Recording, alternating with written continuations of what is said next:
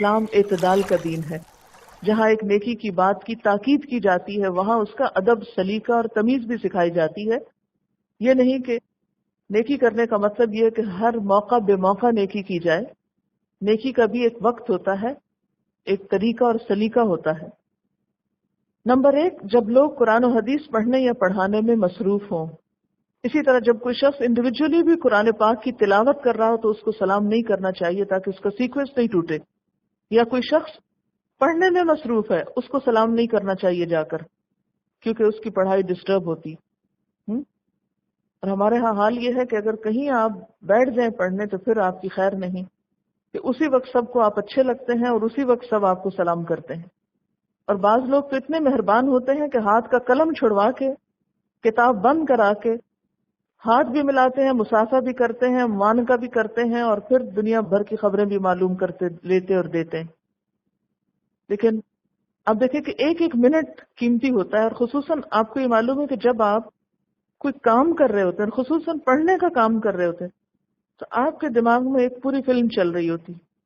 کوئی شخص آ کے اس کو بریک کر دیتا ہے تو دوبارہ اس کو جوڑنے میں مشکل پیش آتی. اور ہو سکتا ہے کہ ایک شخص قرآن پاک پڑھ رہا ہے، مثلاً اس نے پڑھا لا تقربوا الصلاۃ، اور اتنے میں سلام ہو گیا کہ نماز کے قریب نہ جاؤ، اور کسی نے سلام کر دیا. اس کا معنی تو اتنا ہی مکمل ہو گیا نا، آیت بیچ میں رہ گئی. تو ایسے موقع پہ سلام نہیں کرنا چاہیے.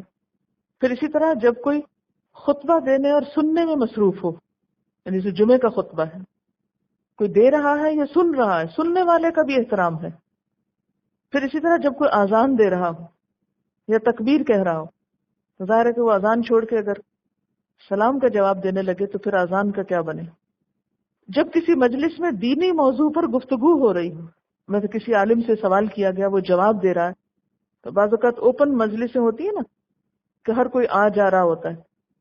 اب ایک شخص بول رہا ہے اور لوگ سن رہے ہیں اور وہ بات سمجھ رہے ہیں کہ اتنے میں ایک اور شخص آ کے سلام کرتا ہے اور وہ ان سب کا سیکوینس توڑ دیتا ہے اور سب کو بدمزہ کرتا ہے. تو یہ وقت بھی سلام کرنے کا نہیں. ابھی آپ خاموشی سے بیٹھ جائیں، جب مجلس برخاست ہوگی، گفتگو ختم ہوگی، پھر آپ سلام کریں. پھر اسی طرح جب استاد پڑھانے میں مصروف ہو، یعنی خواہ قرآن پڑھا رہا ہو یا میتھمیٹکس پڑھا رہا ہو، اس وقت سلام نہیں کرنا چاہیے. اسی طرح جب کوئی قضاء حاجت کے لیے بیٹھا ہو، یعنی ٹوائلٹ میں ہے یا نہا رہا ہے، تو اس وقت سلام نہ کریں. اسی طرح جب کوئی شخص کسی حرام کام کا ارتکاب کر رہا ہو، کوئی فحش کام کر رہا ہو، کوئی بے حیائی کا کام کر رہا ہو، تو اس وقت وہ سلامتی کا مستحق نہیں ہوتا، دعا کا مستحق نہیں ہوتا.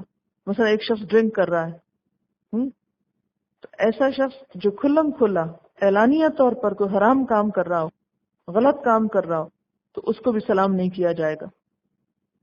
پھر اسی طرح یہود و نصارہ کو سلام کرنے میں پہل نہیں کرنی چاہیے. نبی صلی اللہ علیہ وسلم نے فرمایا یہود و نصارہ کو سلام کرنے میں پہل نہ کیا کرو.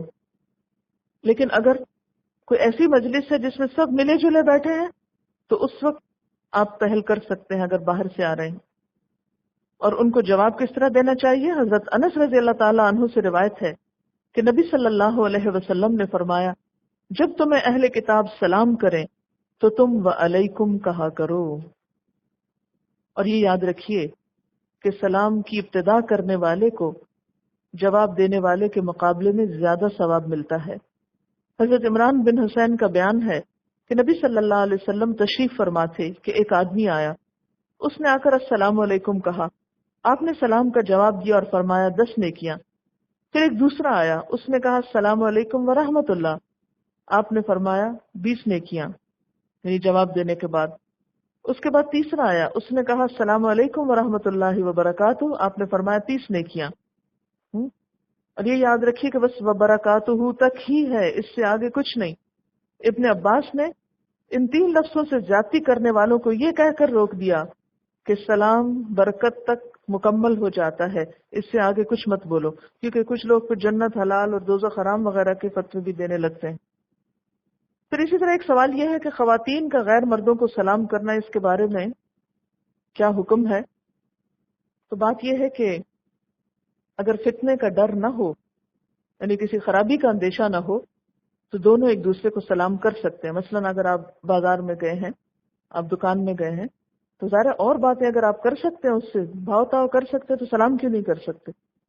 لیکن جہاں یہ خدشہ ہو کہ اس سلام سے بات آگے بڑھ جائے گی اور خرابی پھیلے گی تو وہاں اجتناب کرنا چاہیے، وہاں ریزرو ہو کے ضرورت کی بات کرے انسان اور وہاں سے ہٹ جائے۔ کیونکہ ہم دیکھتے ہیں کہ نبی صلی اللہ علیہ وسلم مسجد میں جب تشریف لے گئے اور خواتین بیٹھی ہوئی تھی تو آپ نے ان کو ہاتھ کے اشارے سے سلام کیا۔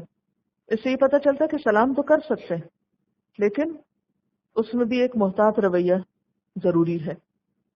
اور اسی طرح اگر کوئی مرد آ کر سلام کرتا ہے تو اس کو جواب دے سکتے ہیں، خصوصاً گھر میں جو رشتہ دار وغیرہ آتے ہیں تو اس میں، اور اسی طرح اگر ٹیلی فون پہ آپ کسی سے بات کر رہے ہیں تو جہاں بات کر لی تو وہاں سلام بھی ہو سکتا ہے۔ اور باتوں میں بھی جیسے غلط بات کرنے سے منع کیا گیا، اللہ کی نافرمانی کی باتیں منع ہے، تو اسی طرح اللہ کے نافرمانی کے کاموں میں پھر سلام دعا نہیں ہوگی۔ سلام کے علاوہ مصافحہ اور معانقہ بھی کیا جاتا ہے۔ مصافحہ کیا ہے؟ مصافحہ کا لفظ صف سے ہے، صف کہتے ہیں ہتھیلی کو، یعنی ہتھیلی سے ہتھیلی ملانا۔ اور اس کے بارے میں کیا حکم ہے کہ جب تک ایک مسلمان کا ہاتھ دوسرے مسلمان کے ہاتھ میں رہتا ہے تو دونوں کے گناہ جھڑتے رہتے ہیں۔ ایک اور جگہ پر آپ صلی اللہ علیہ وسلم نے فرمایا تصافحوا یذہب الغل، ایک دوسرے سے مصافحہ کیا کرو، اس سے دلوں کا غل کینہ جاتا رہے گا۔ یعنی اگر آپ کے دل میں کسی کے لیے کوئی بیڈ فیلنگ ہے، کوئی ناراضگی ہے، کوئی دل میں ایسے ہی میل ہے دوسرے کے بارے میں، تو کیا کرو، اس سے ہاتھ ملاؤ۔ یہ ایک نفسیاتی حربہ ہے۔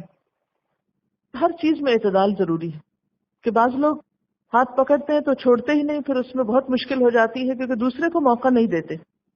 تو اس میں ہم میں سے ہر ایک کو اتنی سمجھ بوجھ کا ثبوت ضرور دینا چاہیے کہ موقع محل کی مناسبت سے ہی ہاتھ پکڑیں، یا تو دیر تک پکڑے رکھتے ہیں یا پھر اتنے زور سے دباتے ہیں کہ ہڈی پسلی ایک کر دیتے ہیں۔ پھر اسی طرح اگر کوئی شخص کھانا کھا رہا ہو تو اس کو بھی سلام نہیں کرنا چاہیے،